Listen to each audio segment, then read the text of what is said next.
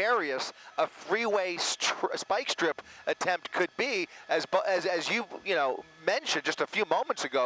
They are difficult. Now, this guy was providing them with a lot of planning time because he was really traveling in a straight line. But there's other traffic here ahead of him, not necessarily behind him because they formed that traffic break, but the traffic in front of them had to make it difficult for CHP to make it up there.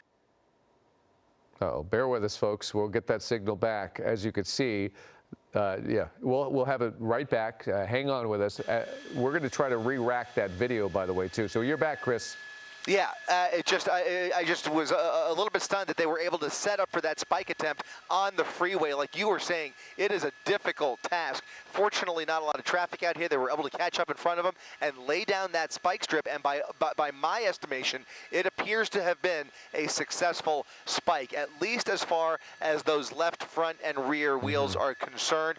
Not sure if he was able to get the far right side, but you can see, I think that these tires are going to start misbehaving here in short order. We should mention that Teslas do not come with run-flat tires, so those tires are going to start to run low. That vehicle and the steering is going to behave much differently, and we'll see here how the driving changes. There's a couple of sparks coming from the wheel, so there's a hubcap. That's the hubcap. That's the front hubcap, and now you could. Was that the tire? Oh, wow. Okay. Look. Oh, we just missed it. I'm sorry, Mark. Can you rerun that again? It might have been the actual tire. Yeah. Okay, so, Chris, we're trying to re-rack the video. We just took a quick look at it, and it was hard to see. We're going to try that one more time on the right-hand side of your screen. We'll try to rerun that. Watch closely as...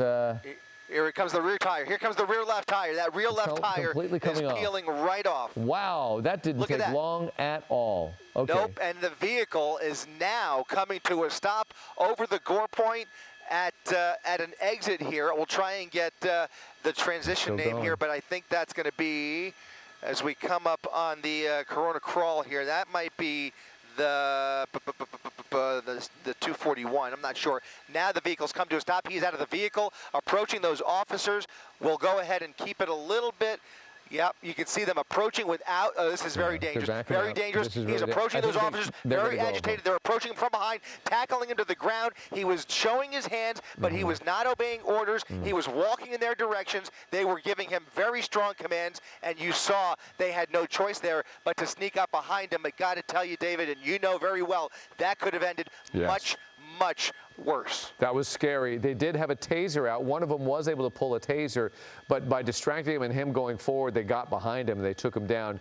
Thank goodness, but you're right, it could have gone really badly, especially if he couldn't see his hands, if he's pulling his hands out of something. He went right up to him. Never, ever do that. They're going to assume the worst when it comes to you, and they're going to assume that you have a weapon. That was really tricky, but they did a great job with taking him down. Yeah, they sure did. Lucky it was just a taser if they did have to use it. Fortunately, they didn't have to use it, but that was a very close call, and certainly not the way to end this if you're ever in this situation, which hopefully nobody is. But man, that could have been much worse, the way he just started marching towards those officers.